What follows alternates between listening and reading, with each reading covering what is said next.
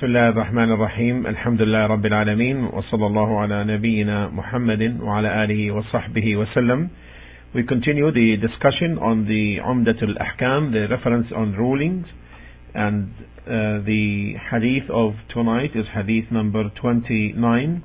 This is concerning the ghusl from janaba, taking a ghusl, a bath from a state of sexual defilement. عن عائشة, the hadith begins عن عائشة. The first one is عن عائشة رضي الله عنها قالت كان النبي صلى الله عليه وسلم إذا اغتسل من الجنابة غسل يديه.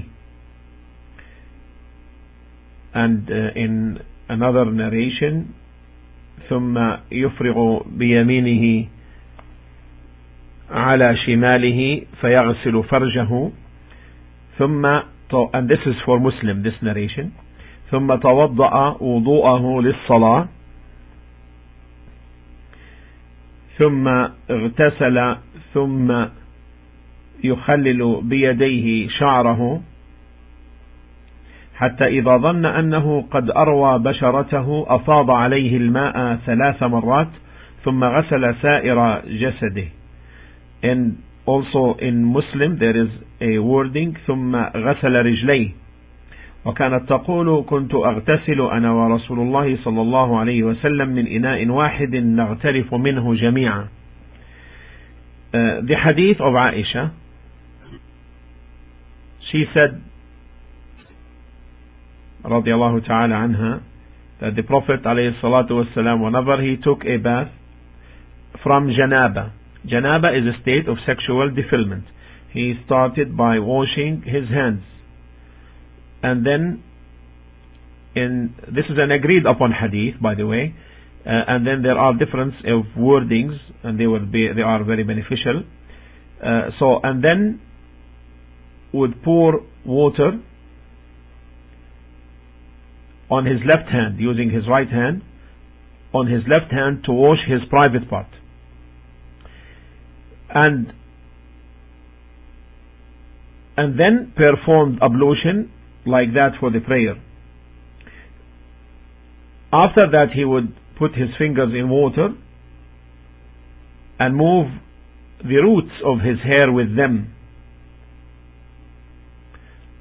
and then after that he would pour 3 handfuls of water over his head and then pour water all over his body. And she used to say, I used to take the bath with the Prophet ﷺ from the same, using the same pot, taking from it. The narrator is al-Mu'mineen Aisha, the mother of the believers, Aisha, may Allah be pleased with her, and her father. And we gave a biography on this in hadith number 3. The subject is explaining the manner of ghusl, of taking a bath from a state of sexual defilement. And the state of sexual defilement is defined legally as the state which necessitates taking a bath either due to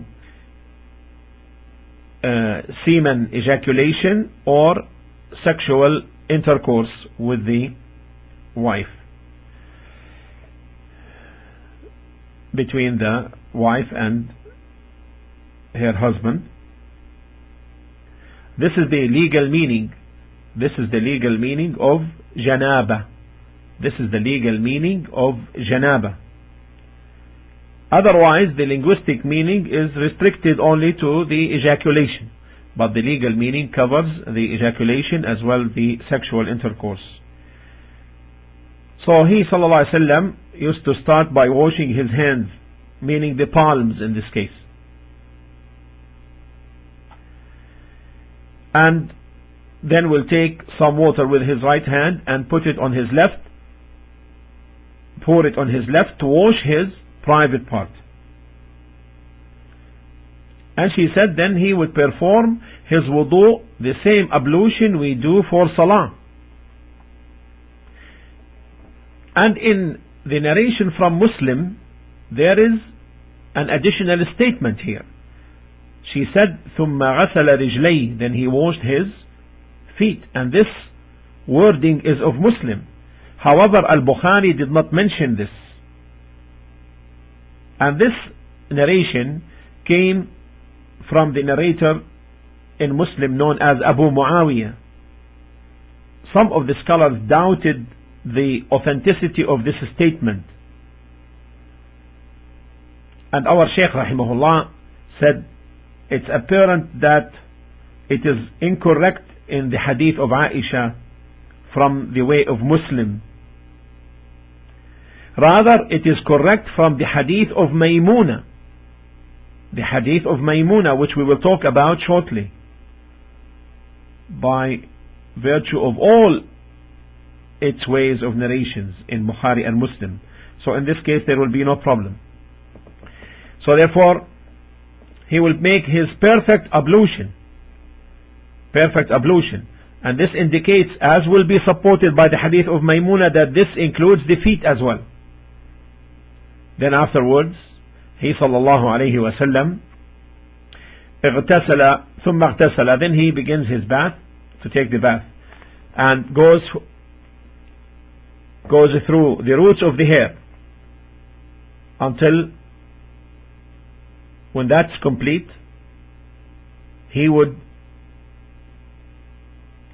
pour water. After rubbing his hair, he would pour water, that the whole skin of the head has become wet. He would pour water thrice and wash the rest of the body. Now, the overall explanation of the hadith. In this hadith, the mother of the believers explains the manner of ghusl, the bath taken by the Prophet ﷺ following a state of sexual defilement, that whenever he intended to perform the ghusl, he would begin by using the water, of course, to wash his hands, because the hands are the tool for scooping. The hands are the tool for scooping. Then afterwards he would make his full wudu, the full ablution, which includes washing the mouth, washing the nose, and washing his face and his hands all the way to the elbows, including the elbows, and then wipe over his head and also wipe his ears, then wash his feet, including the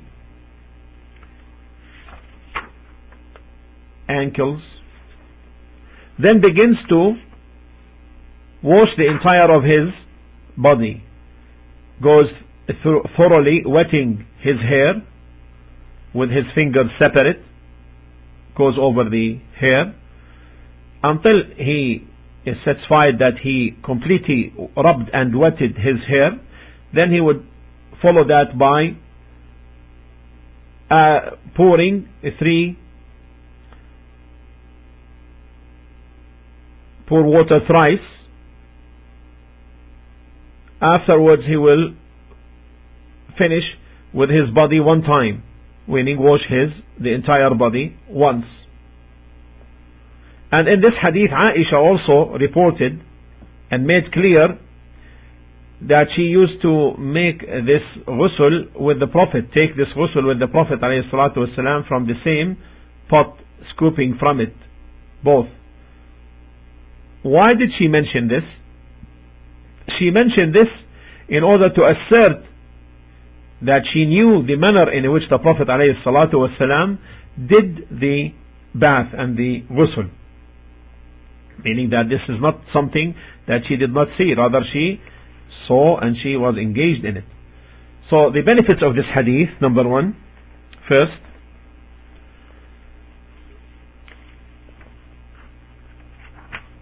this hadith makes clear the legality of al-ghusl from sexual defilement in this manner described by Aisha, following the way of the Prophet alayhi salatu wassalam. This description is the perfect description for the ghusl. The sufficient one would be to cover his entire body with water.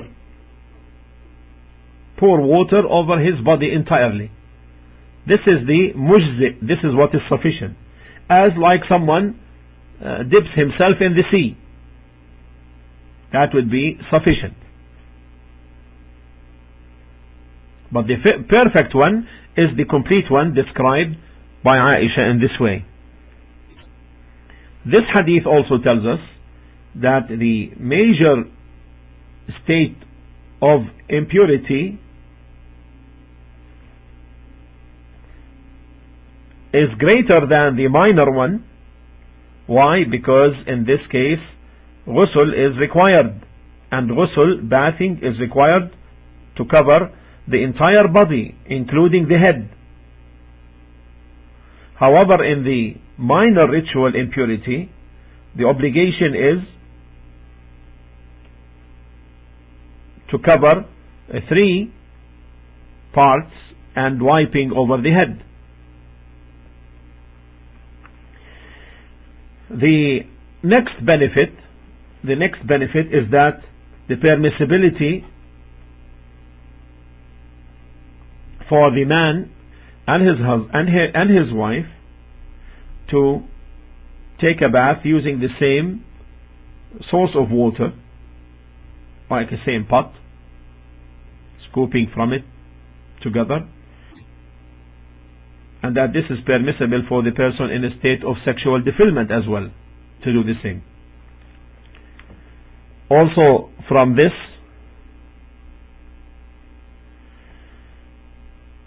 the permissibility to mention the state of janaba, the state of sexual defilement, if there is a benefit.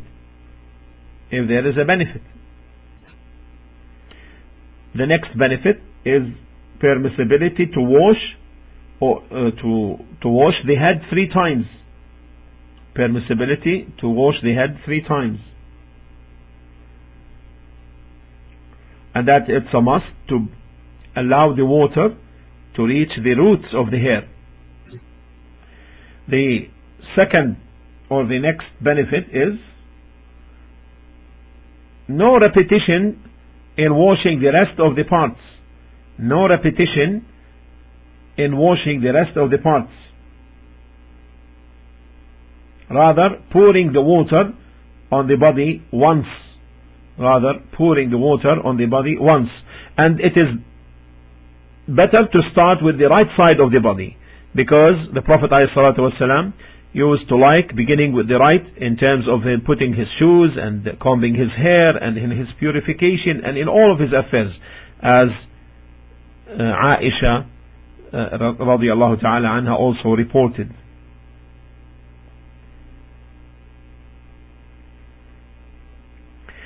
And also this is indicated by the hadith of Atiyya, may Allah be pleased with her, when she was with other women washing the body of one daughter of the daughters of the Prophet ﷺ. After she died, the Prophet ﷺ directed them and said, "Ibda'na bimayaminiha, rather, begin with her right sides and the places of wudu." So if the washing of the deceased begins with the right, then by all means that to do that with the living takes also precedence. It's all fitting, rather. The next benefit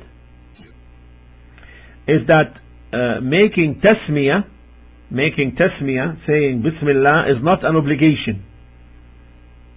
Had it been an obligation, it would have been mentioned.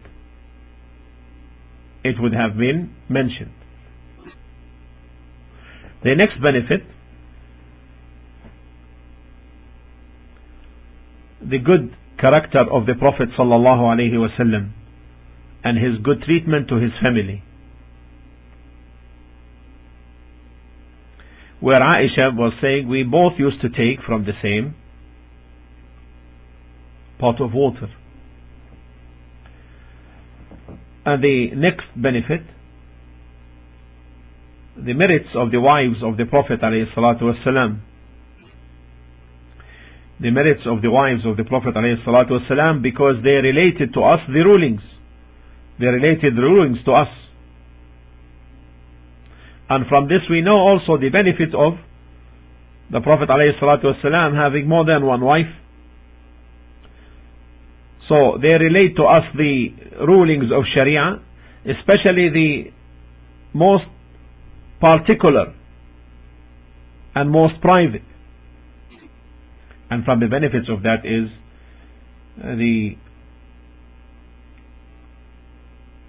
spread of Sharia, because the more people relate, then the more the Sharia will spread.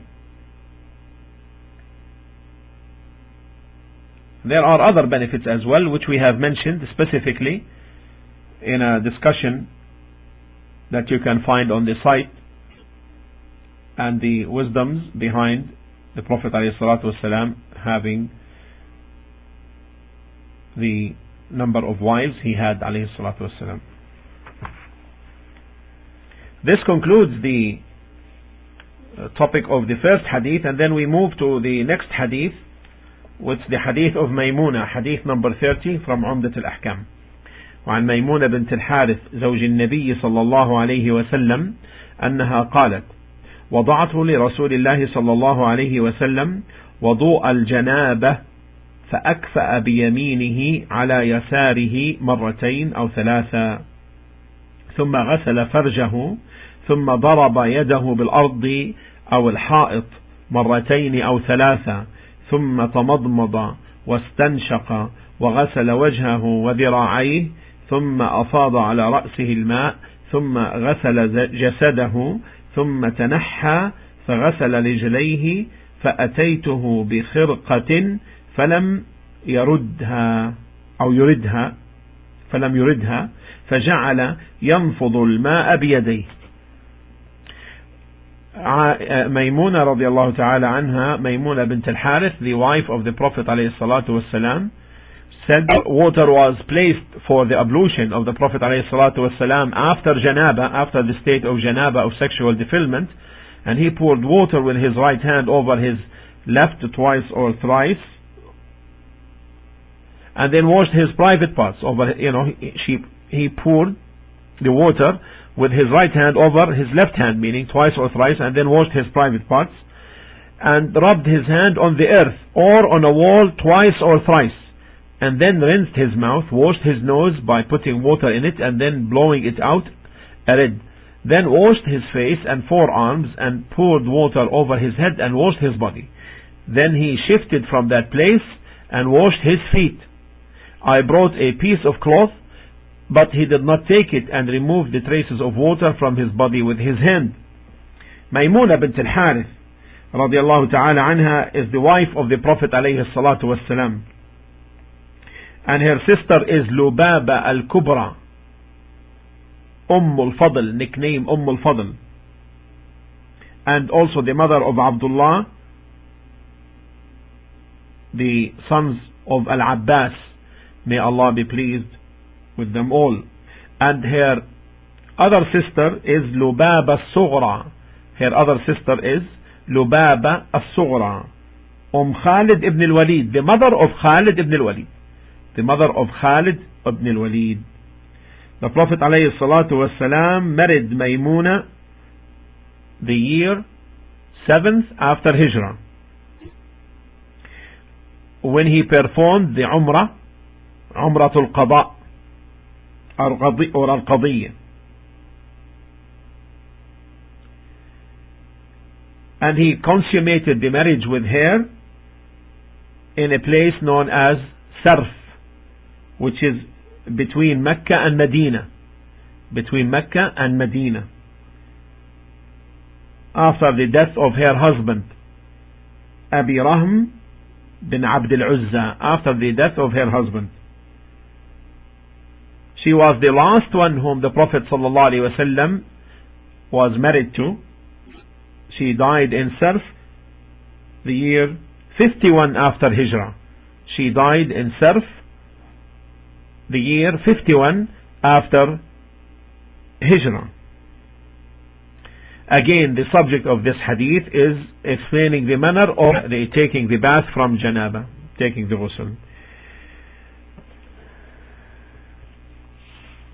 So the overall explanation of the hadith is that in this hadith, al-Mu'mineen, the mother of the believers, Maymuna bint al-Harith, may Allah be pleased with her, described to us another manner in which the Prophet ﷺ performed the ghusl from janaba, where she put the water which he needed for the bath, prepared it for him, and he poured water from his right over his left and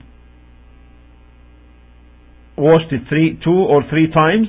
Then he washed his private part in order to remove any remains from the remains of the sexual intercourse or the sexual state of defilement.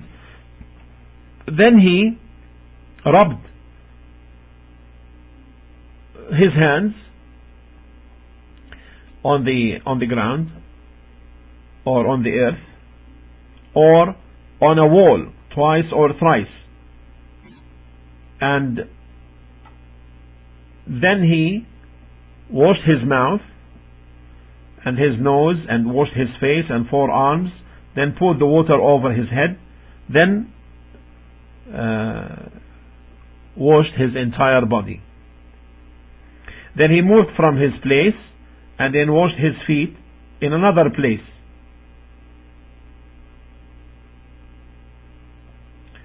Then she brought him a cloth to dry himself with, and he did not take it.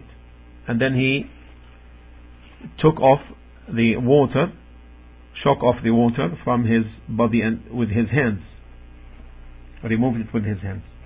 This hadith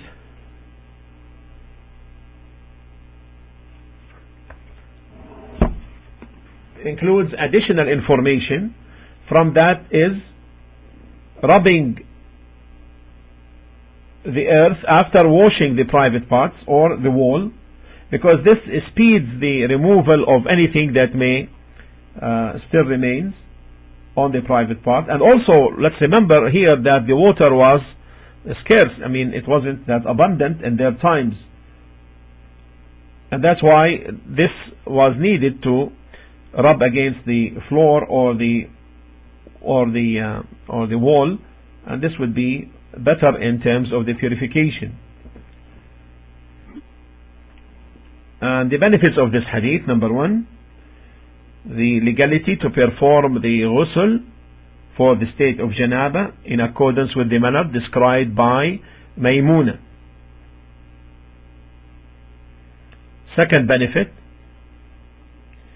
that it is permissible for the woman to express that which could be shy for her to express, or it's bashful. Why? In order to explain the truth. And it is known that al-Mu'mineen Aisha is one of the wives of the Prophet, and Maymuna is one of the wives of the Prophet, and it is known that he is going to be in a state of sexual defilement either with her or with another one of his wives, and that this could be something bashful. But in order to make the truth clear, then it is inevitable.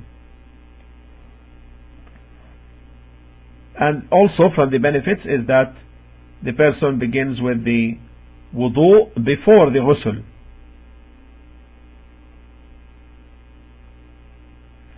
And this wudu is sufficient, meaning if the person finishes the ghusl, the taking of the bath, he's not to repeat the wudu. And what about if the person touches his private part during the ghusl after the wudu, after making the wudu?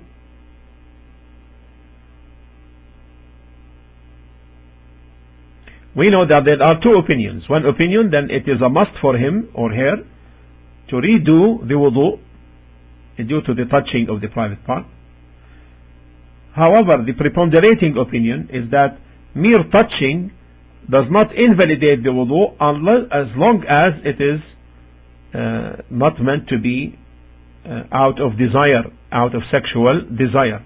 So the correct opinion that it does not affect or invalidate the wudu if the person touches his part أثناء الغسل during the bath or taking the bath. Also here it is asserted the matter of washing the head is now the other benefit is the permissibility to wash the feet after the ghusl. But however, this is if it is needed.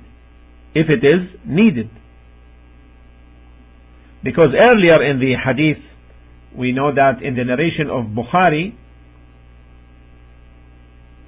the Bukhari did not mention the washing of the feet after the ghusl. So therefore it is apparent, and Allah knows best, that this is if it is needed, and that the Prophet ﷺ used to wash this sometimes and leave it other times. The next benefit is that the private part is to be washed with the left hand. The private part is to be washed with the left hand, whether this is due to sexual defilement or otherwise. The other benefit is, if water is scarce, then one should use this means of striking or rubbing against the earth or the wall, as came in the hadith of Maymuna. From these two narrations of Aisha and Maymuna, it is evident that rubbing the body is not a condition for ghusl. It is evident that rubbing the body with the hands upon taking the bath is not a condition, because it is not mentioned in the hadith that the Prophet ﷺ used to rub his body while taking the ghusl. However, if the person fears that the water may not cover his body entirely, then let him pass his hands over his body to make sure that the water covers his body. Especially if there was he didn't take a bath or he didn't hasten to take the bath, then there could be some remains of oily material on the body, and this could be taken out with the rubbing to ensure that the water reaches the skin. The next benefit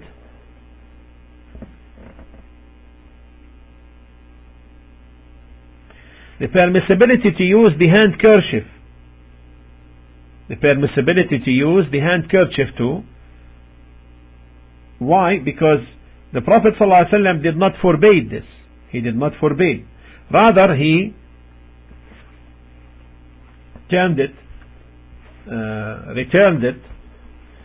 because it could be the possibility that the handkerchief may have contained some filth on it, and that's why he returned that. He didn't use it.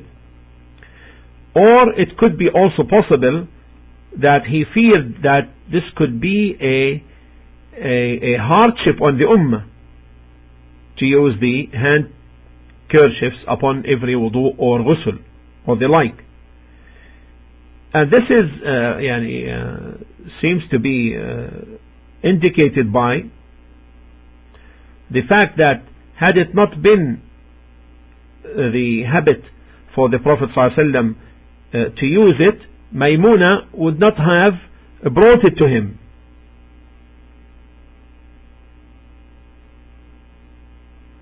So what's apparent here, that this was something normal, a habit, but he returned it sallallahu alaihi wasallam for a certain reason, and therefore it is permissible to use the handkerchief. The next benefit, and the last one, is the permissibility to take off the water with the hands. And whatever was reported about the prohibition concerning this matter is weak and does not constitute a proof. So the permissibility is that it is permissible for the person to use the handkerchiefs, and if he doesn't, then it is fine, no problem for him or her to take off the water with the hands. And also, before we end, there is a benefit here, clear benefit also in the fact that Maymuna prepared the water for the Prophet ﷺ. There is a benefit here that it is the issue of the woman serving her husband, the woman serving her husband, and this is evident from the fact that Maymuna radiallahu ta'ala anha prepared the water for the Prophet alayhi salatu wasalam. So finally, therefore, we conclude that these are two of the ways of ghusl which are perfect ways of ghusl reported by Aisha and by Maymuna. And if someone takes by Aisha and then does the ghusl according to the way Aisha described, or they do it according to Maymuna, sometimes doing this and sometimes doing that, this will be reviving of the entire sunnah. This will be reviving of the entire sunnah. والحمد لله رب العالمين وصلى الله على نبينا محمد وعلى آله وصحبه وسلم.